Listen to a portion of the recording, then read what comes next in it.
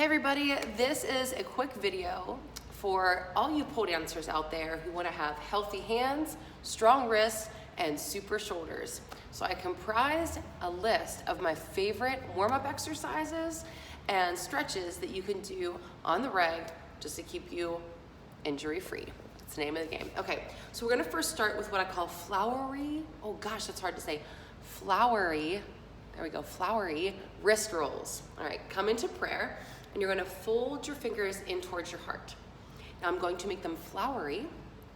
Ooh, look at that, doesn't that look pretty? By spreading them out, ooh, and rolling them into the body. So you're gonna start to feel the backs of the hands really start to heat up, and take as many reps as you need to until you start to feel your hands and fingers getting a little bit warmer. Right now I'm working on being very articulate, not just in what I'm saying to you, but with my phalanges, my fingers, rolling through the knuckles, the wrists. So I'm taking around 10 to 15 repetitions probably.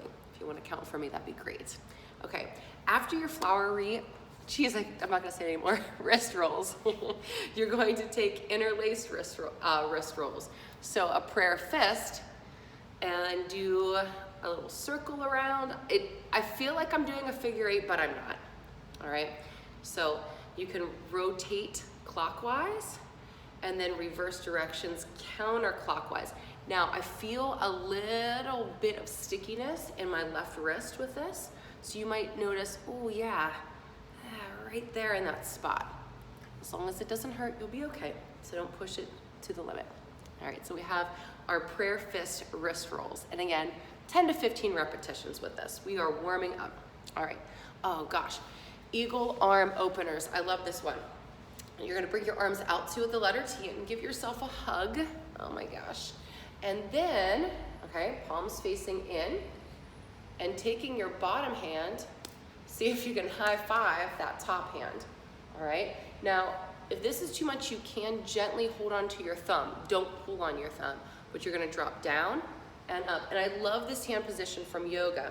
You are going to start to feel a stretch. Oh my gosh, I feel it through my shoulders, my triceps, through my forearms. But I really encourage you to keep more of like an open palm with this instead of getting really crunchy and grabby through the thumbs. And you might feel really tight and want to integrate this stretch towards the end of this list. All right, but I'm flowing this and making it dynamic. So this is absolutely acceptable to do. Switch the cross, give yourself a happy hug, high five that top hand, and then repeat again. Peekaboo, hello. So these are our eagle arms that if you practice yoga with me, I'm sure you had at least once, you might find this familiar. All right, again, and this kind of gets into that spot where we have a lot of inflammation in the forearms in pole dancing. Oh, isn't that nice? Okay, give your shoulders a little shrug.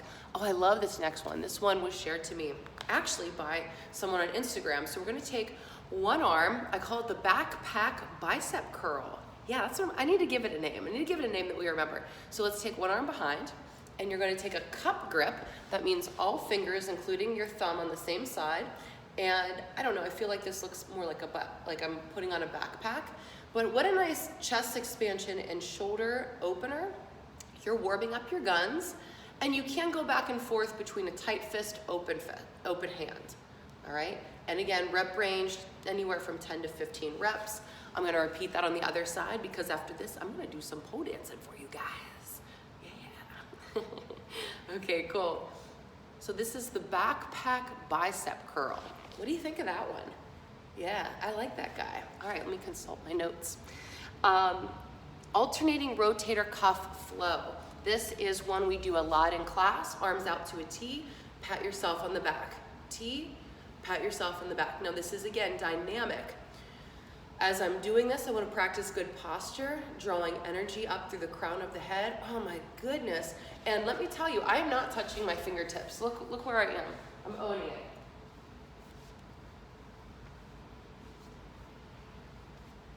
Now you can start to work those fingertips closer. I'm still nursing my shoulder injury, but it's getting better, by the way. Oh, there we go. What I recommend not doing, and I see this all the time, that we're like, you know, getting kyphotic, meaning rounding the shoulders, and we're trying to reach, and it's not gonna work. Make this flowy. If you are hell-bent on getting your fingers to touch, then once you're done with this warm-up, you can static stretch, get a towel or a strap, and then walk your fingers closer together, okay? All right, so that is our alternating rotator cuff flow. This is a half shoulder bind with thigh adduction. What? What is that? All right, so you're gonna come into what I call lady giving birth on the beach. All right, I know you guys miss me, don't you? And, oh, this was another one that was shared with me on Instagram. So what we are gonna do for this guy, oh, half of a shoulder bind. Whoops, I have to remember this. Let's see if I can remember it. I don't know if I can. Aubrey, think, thigh abduction. Half of a shoulder bind. What did I do for this guy? Well, I kind of feel it. It might be in here. Oh, that's what it was. Memory. Okay. All right. So sometimes I can't remember what I call stuff with my notes. All right. So you're going to see if you can sneak your right hand in towards your back pocket. So this is what I'm calling half of a shoulder bind. This was really what it was in my notes that I'm trying to remember. And so now that we're doing adduction or bringing the knee in, check this out. Wow. Now you control that stretch, and I'm flowing it, again, to make it dynamic, proceed with caution. Woo! You know what this move would be nice with a lot of our moves in pole? That move that Brittany has really owned is that Bubella move. Yeah, I feel like this one would really help with that. All right, getting the hand back. It's interesting because on this side of the body, I don't feel it so much, so I feel like I could go a little bit further. Watch your wrist on this. Make sure you're not doing anything funky with the wrist. Energize the hand. And then on this side, I absolutely feel like I have a decrease in range of motion. Oddly enough, it's the other side of the body that I'm taking care of a shoulder issue. You just never know with this stuff. Okay, so I'm calling that half of a shoulder bind. So we want to remember, this kind of reminds us of that Bubella move. All right, moving right along into extended child's pose with supination. So this is how you remember what supination is if you have trouble. So child's pose, and you say, give me some soup, okay? Because you make your hand out of like a soup bowl. That's how I remember it. Maybe you do too. So you're here, you lift up, supinate, back down. Trying to keep, oh my goodness, your forehead on the mat. Okay, I'm trying to talk to you. Keep your forehead on the mat. Ha! So we have some internal rotation, wow, and back down. Oh my gosh. Try not to cheat this. Keep your forehead on the mat with this. You are gonna feel this deep inside of your shoulder girdle. Hello, rotator cuff. I think I need to do that like 20 times, but go to the point where you feel good. Now we're getting really good. This is a sleeper stretch that a lot of physical therapists do. I believe Cougar K, this is Cougar K approved. So you come down like you were sleeping, and I have a right angle with the body. And I'm gonna use just a little bit of assistance with my free hand to low five the floor and then come back. All right, now listen. Make sure you have some nice angles with your body, that the arm's not up overhead, that we're directly perpendicular with the torso and bringing the hand down. Maybe you can touch the floor, all right? Don't force it. Okay, this whole sequence can serve as your warm-up before you get on the pole. How awesome is that? I think that's pretty cool, guys, right?